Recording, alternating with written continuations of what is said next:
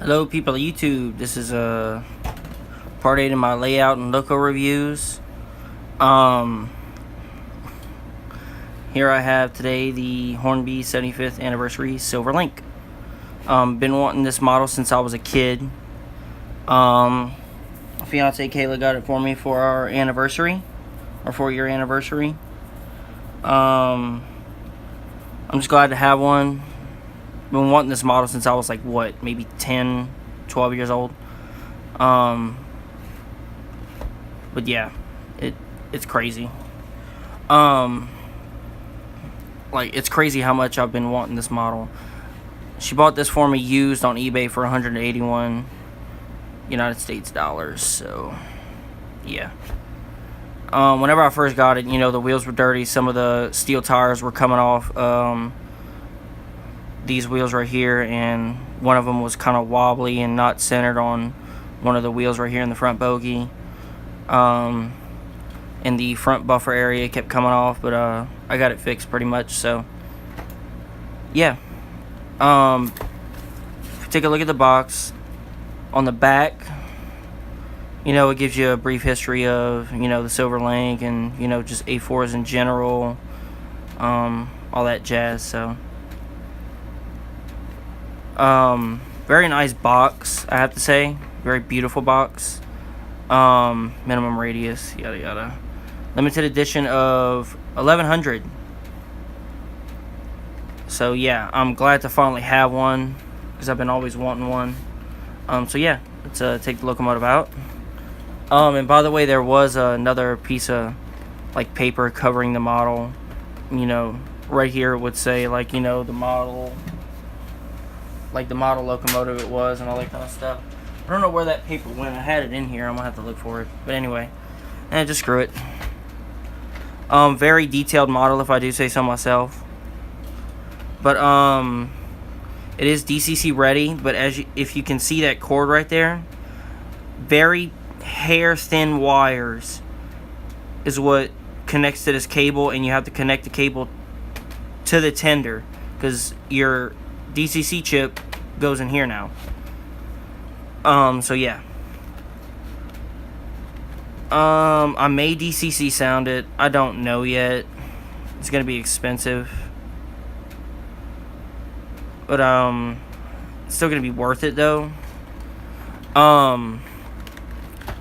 Before I open the box, of course, need gloves, because I don't want grubby finger marks on my locomotives. Especially not this one.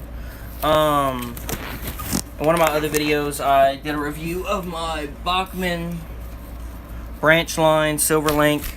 The differences are very noticeable. Like, the paint schemes are different, all that kind of stuff. Like, it's crazy how much the differences are. Like, it really is truly nuts. But yeah, just go ahead and pop her out and slide her out of here. Certificate of authenticity right there. The manual. This locomotive does have a removable co-load, which I like a lot. I've always wanted a model with removable co-loads, because if you've seen in my previous videos, I always cut the co-loads out of most of my locomotives, and you know, figure out a way to put real coal in it. But this is a DCC jacket. I don't know why they keep putting these in. As you can see, it says do not operate the DCC unit without the insulation sleeve being in place, because they'll say, you know, it's supposed to protect the chip from, you know, dirt and grime, whatever, what have you. But when you, I think, go on the Hornby website or whatever it is, they tell you not to put these in because it can overheat the chip. So why even still put it? Just screw it. Just throw it on the ground, throw it away, whatever. And that's what I'm doing. I'm just gonna get rid of it, because I don't ever plan on selling this locomotive. Like, when I die, this locomotive is freaking being buried with me. And as you can tell, if you this is the detail stuff. We'll look at that in a minute. But right here, they have these separate sleeves. You'll see why in a second. It keeps the box together. as well as keeps the plastic on the locomotive a little bit more. This lifts up, and away this goes. Now we're just for a second we're gonna look at the detail stuff. Because I've already opened it and tried to put it on there, but it was just a pain, so I just decided not to.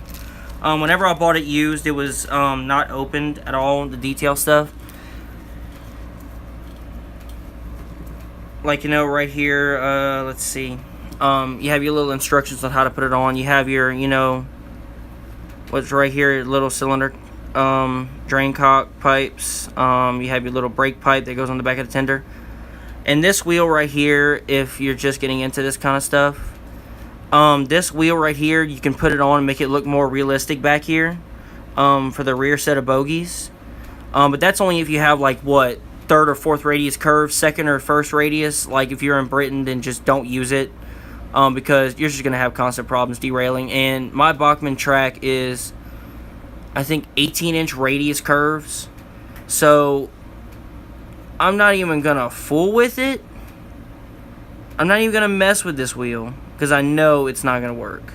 But in this little instruction booklet, you know, they show you kind of illustratedly, or it's a really illustrative, you know, thing on how to install all the detail pieces. Let me put them back in the bag because I don't want to lose them. Even though I'm going to have no use for them pretty much, because they're a pain in the butt to put on. I've tried, like I've said. As you can see on the gloves, if you look, they have little pieces of the copper coloring paint coming off. That's another thing that, you know, kind of irks me a little bit, because it's like, really, dude? You know, it's like, you spend hundreds of dollars on these models when they first come out, especially when you have to pre-order them. And then paint comes off when you try to put the detail on. So what is the point of putting it on?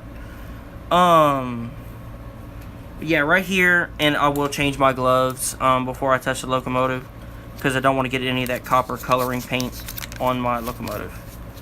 They show you how to put the brake pipe in. And if you look really good right here, this looks like an American style knuckle coupler, which goes on the back of the tender. Or it was on the back of the tender till I took it out. Because why would you even have something that even comes close to looking like an American style knuckle coupler? That doesn't make any sense. What the heck? It also shows you how to put the brake piping on. And I've actually looked at the rear of the tender, and you have to glue this little brake pipe on. Which I'm not going to do, because it's going to ruin the paint. Duh. It's like, come on, Hornby. Like, you know. It's like, come on. Like, this doesn't make any sense. It really doesn't. Especially when you're charging people hundreds of dollars for these locomotives when they first, or hundreds of pounds when in Britain when they first come out. But over here, like, whenever this model was brand new, I think it was like, excuse my language, but damn near close to $400 or $500 in American money. So yeah, it's pretty crazy.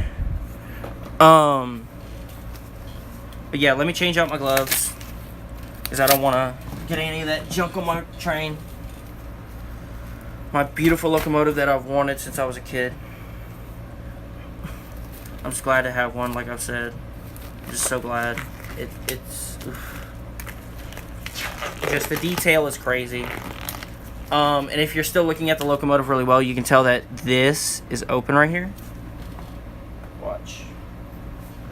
You're not too sure what I'm pointing at. This right here is open. These little vents. These do open and close, all four of them. This is hand placed, or should I say hand glued, separate brass pieces, which is really neat. Very nice touch. Then again, when you're paying like what, $400 or $500 in American money and like 200-300 pounds in British pounds, it's like, dude, There better be some excruciating detail. Now for the coal load, it is a pain in the butt to remove. Like, I'll show you how they say to do it on the manual, just in case some of you were actually wondering. What you have to do, you have to lift it up at an angle and pull it out. This is how you put it back in. But to pull it out, it's a pain. And then to put it back in, it's still a pain. As you can see in the tender, the DCC chip is located in there. And here's the plug. Be very careful. And they also have like what registers how fast the locomotive is going in the cab, on the speedometer in the cab. As you can see right here, this is the actual bar that goes to it. Yeah, body removal. I honestly, believe it or not, did not have to remove this piece right here, this bar, from the body, because it is actually fixed, I think, to the body, if I'm not mistaken. But I'm not sure. Looks like they're saying it is fixed to the bogie, but that wasn't a problem. So I don't know. It's a little different. God, my hands are bothering me. And yes, some of the locomotives do come with this kind of speedometer reader. Some come like this. This particular locomotive comes with this one, the rod. Which there have been reports of this rod, you know, going funky and breaking. But the only way to eliminate that is limit your locomotive to about what? Maybe 80 scale miles an hour, which is still not that fast. But I mean, it's fast enough. I mean, I've only bolted this locomotive like at full speed like 2 or 3 times around the layout, and you know, it held up. But let me tell you, whenever you're removing the body from this locomotive, it is a pain in the butt, people. Be careful, because you will break pieces. That's how detailed this locomotive is. I'm telling you. And this wire right here is so hair thin, if you are not careful removing and plugging in this wire right here to the tender, you will break it, and you will have to pay, I don't know how much in repairs, but it'll cost you some money. So just, and I know there's probably some people going to watch this video saying, oh, it's dead easy, oh, I did it in 2 seconds. So fine, but I'm telling you, it is a pain in the butt. I'm telling you, be careful. It is fiddly, especially if you don't have a loco cradle. It is very fiddly. So be careful. Let's look at the tender. As I was saying about the tender, believe it or not, what I did when I removed the coal the first time, as you can see, all I did was shake the tender down. Watch, I'll put it back in, and I'll show you what I mean. Watch. And look, now the coal is giving me trouble. Figures. There we go. All I do, the way I've cut it on the inside of the coal load, all I gotta really do is just shake the tender a little bit, like I just did a second ago, and now it doesn't want to come out because of the fact that it's on camera. So yeah, that's a go figure. There we go. A little bit of gentle rattling. As you can see, I've cut some of the corners with some sprue cutters or side cutters, and it works a lot better now. So yeah, and as you can see inside, and look, the hole goes straight to here. As you can see inside, pretty neat. But yeah, it is like, this model is really detailed for what I paid. But then again, it's a really old model. But then again, 2010, it's only 7 years old, but still, I mean, look at the detail. I mean, they embossed the letters, which is awesome. I love how they did not put the riveting on this tender, because I think the riveting would ruin the look of the tender. I really think it would. No contacts on the tender, believe it or not, because it doesn't need it. Slimline NEM coupling, the dovetail NEM coupling. If you want, you could put like a KD coupler or whatever. Sprung buffers. Gotta love it. Gotta love the sprung buffers. Detailed handrails. I mean, really detailed handrails. They even put the window right here for the corridor tender. And if you look right here, as I think I've said before, this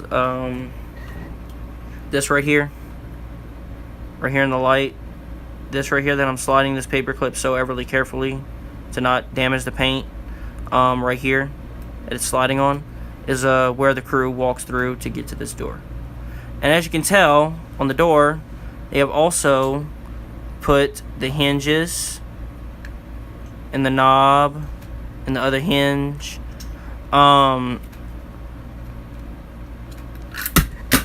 Okay then. Lost grip. That's cute. Smooth move, X-Lax. Damn. Ah, crap. It's got a small dent and a small paint scuff now. Oh well.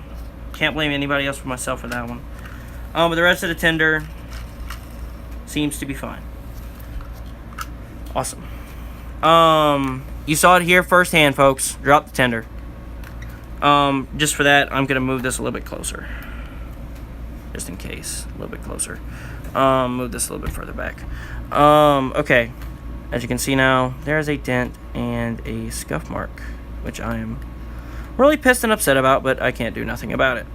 I just want to pay a lot of money to get a replacement top for this tender. But as you can see in here, man, I'm pissed about that. Oh well, stuff happens. As you can see, they painted this, and if you look really well right here, focus please, focus. It does not like all the white. I'll let me back the tender up. Hold on. There we go. Okay. If you look, whoop. Damn it. Any paint scuffs? No. Okay. But if you look right here, there is a paint chip from, you know, the ex-owner, which, you know, I can't fight that. I can't do nothing about that. But when you look at these really well in a magnifying glass, you can actually read them. And as you can tell, they put the handle right here and the hinges right here. Focus, please. Jesus. God. Right here, they also detailed it. You can read it as well. If it'll read it. Yeah. There we go. If you can read it. But yeah. They even put the little door right here, you know. Little door right here, all that kind of stuff. You know. All that kind of stuff. Yada, yada, yada. I keep saying all that kind of stuff. I don't know why. But, God, I'm mad about that freaking paint.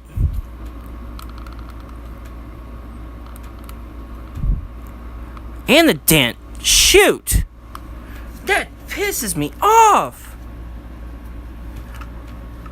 Whew. Okay. Very nicely embossed letters. I mean, look at that. I mean, it's just beautiful. Leaf suspension detail, axle box detail, all that kind of stuff. Even the part that connects to the, should I say, the leaf suspension supports. Obviously the owner before me put the brake piping detail, which I don't like doing, so thank you for that. Yeah, let's put this sucker back. Oh, another thing, really nicely detailed here, as you can tell right here. Okay, now let's try not to drop the locomotive this time, huh, Dylan? Let's try not to drop the locomotive. Okay, as you can see, the brake piping has been, or the brake linkage has been put in. This bogie is stationary, and as you can tell from what I was saying before, this is fixed. Or no, it is not fixed. I just realized it. Look, it is out of the little hole. Oh well, I'm not even gonna bother putting it back.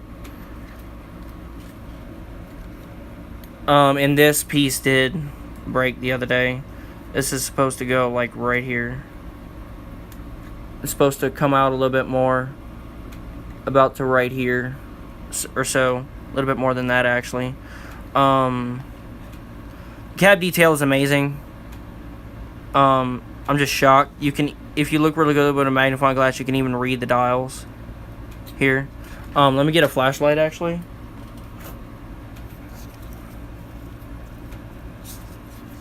And you can really tell. I mean, this is just amazing. I mean, look at this. This is just ridiculous. I mean, this is crazy. I mean, it's got everything detailed. The brake handle right there. The injector valves. The gauge readings. I mean, it's just amazing. I mean, it's just crazy. Hornby did a really good job with this model. Even the seats. I mean, it's ridiculous. Yeah, I mean, just look at that tender detail. I mean, that cab detail. I mean, it's just amazing. I mean, just wow. That really shocked me. And again, these do open and close, as you can tell. Boom, boom. This one has a little bit of trouble every now and then, but, you know, I mean, what do you expect for a used locomotive? You know, beautiful paint. I mean, just, I cannot tell you guys how beautiful the paint is. I mean, the camera just doesn't do justice. I mean, they even put rivets all on the top where it's supposed to go. I mean, they even put the detail on the freaking smokestack, the lines, and the dention mark to disperse the smoke. That way the passengers wouldn't get choked in the passenger cars and the coaches. I mean, and if you look really good right here, you can read this if it'll focus. Open and shut. Look at that. Open and shut. I mean, with even the little arrows. I mean, that is just amazing. Look at that. I mean, and this, even this little coupler right here moves. But I'm not going to mess with it right now because this is wanting to come off again. Darn it. I ought to bop that ex-owner over the freaking head with a bat for what he's done to this locomotive, for what's going on, for what's happened. I mean, you even have the little sand pipes, the little sanding pipes. I mean, it's just beautiful. I mean, look, you even have the little speedometer rod, which in real life, this would be connected to this black part. The rod would be connected to this black part right here, and as this would spin, it would spin some gears in here, whatever would have you inside here, and it would make this rod spin, and it would register in the cab on the speedometer. I mean, it's just amazing. I mean, this locomotive is just beautiful. I mean, my God. Look, you can even read it up here. I mean, they even put this. Look, class A4, number 2509. Sprung buffers. Ooh. Damn it. I'm gonna have to take the body off and glue that on the inside. That way the glue doesn't show. That's getting annoying. I mean, they even put the little lamp hooks for your head codes. I mean, even the smokestack, you can tell, is a separate piece that they glued in. Where's my little paper clip? Crud. There it is. Let me back this up. Move this. Grab this paper clip. I mean, you can even tell if you look at the seam that it is a separate piece. And look, when I say it's a separate piece, they even put rivets on it to show you that it, in real life, it was a separate piece of the locomotive. I mean, this locomotive is just beautiful. I mean, the lighting in here is horrible, but it just does not do it justice. This locomotive is just immaculate. I mean, look at this. Beautiful linkage. I mean, my God. I mean, just Jesus Christ. I mean, just wow. Now, what I'm going to do is I'm going to carefully connect the wire by hand, because in order to show you guys this right quick, I mean, this is just, you know, all the certification, all that. Move this too as well. I'm gonna try to slowly and carefully do this. I'm gonna have to flip this up right here. Whoa, That's the detail pack getting in the way. Don't want that to happen. There we go. And the little brake pipe fell out too. Screw it, I'm gonna put that right here. Now what I usually do, people, is I take the tender, I flip it first. I flip this first, and I rest it. I take the locomotive, I flip it, I rest it. Now what I do is I connect the tender to the locomotive very carefully, delicately. Now after that, what I do is I come right here and I hold both. Sometimes, depending on how the locomotive feels like resting. What I do, I slowly take this and manipulate the wires to turn the clip, then I press it down in there. Then after I do that, I lift this up a little bit, push this to the side, and I try to connect the tender without the wires being in the way, because if the wires are in the way of the clip, the tender will, when you put the tender down on the tracks, the front wheels will be like this off the ground, and you don't want that. It doesn't look very nice. Now what I'm going to do, I'm going to slowly take one of these wires and wrap it around this. That way, you know. Now, guys, I'm going to go put this locomotive on the tracks. Forgive me if I knock the tripod over, but I'd rather knock the tripod over than drop my locomotive. I'm going to carefully put this locomotive on the tracks. Very delicately and gently.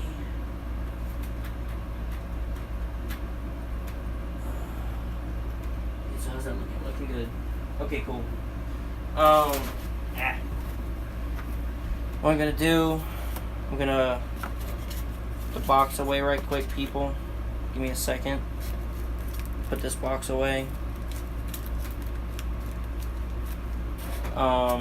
Yeah. You can tell how scared I am to mess up this locomotive, because I find the Silverlink is one of the most beautiful locomotives in the world, besides the Southern Pacific Daylight locomotive, 4449 Southern Pacific Daylight, the Mallard, and the DP, or should I say the Deltic prototype, the blue diesel locomotive with the French cream bands. And, like, to be honest with you, that the blue of the Deltic prototype locomotive, the one that had broken down, and they put in the National Railway Museum in York. The blue that it uses is almost like what the Caledonian Railway used to use years and years and years ago in the UK. It really is almost like the Caledonian blue that they used to use back then. Let me go ahead and get this tripod set up. As you guys can tell, I'm very, should I say, excuse my French, but and kids don't curse. You can tell I'm very, very chicken shit of dropping this locomotive. Like, oh my god, when that tender fell, I thought I was gonna have to buy a new freaking tender. Like, my heart dropped. My heart sunk. Like, it really did. In fact, let me bump this up a little bit more.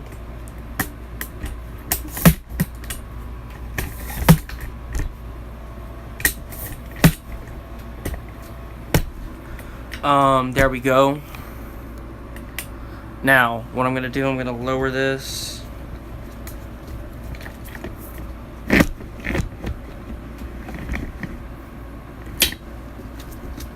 There we go. And I will put some real coal in the tender. God, my hands are sweaty from being in those gloves, but I don't care. It's for the betterment of the locomotive. Got my big old bag of fake coal. Oh wait, what am I doing? Let me just do this. Duh. Just dump it in there. Dump the coal in there. Gonna probably take about all three of these. Whoops, I see a hair in there. No, sir.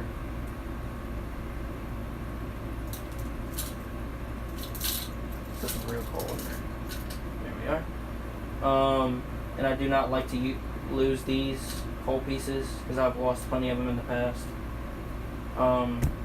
This coal stuff is not cheap. Let me do this so I can find the coal out. As you can see, I'm losing pieces. This stuff is aggravating sometimes. Make that coal load evened out. Okay. Let's put this back. Put this back. Put this back. I'm very particular with my models, as you guys can tell. I don't like to lose stuff. This is just an itty bitty tiny piece. I don't need that. This can be used. Let me just go ahead and shove this in the tender too. Might as well. Ain't no point in not doing it. Okay. It's all loaded with coal and ready to go. And I find that looks a lot better than that fake junk. Okay, I guess we're gonna go ahead and roll with the only two slimline NIM coupling coaches I have, which is the ones that I that came from my if you've seen my previous videos, from my Bachmann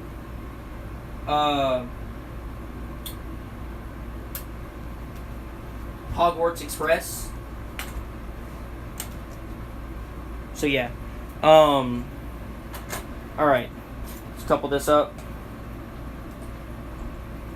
very carefully. And like I said, she is not DCC, and I may not ever DCC her because of the fact that the mishap with the mallard that I've had. If you've watched my other videos, you'll know what I'm talking about. I lost all the sounds in the DCC chip on my mallard. Very upset. I'll be honest with you guys, I'm 22 and I actually cried. I'm 22 and I cried. I'll just be honest. Because, you know, I always wanted a mallard and I always wanted a DCC sound locomotive. And whenever I lost all the sound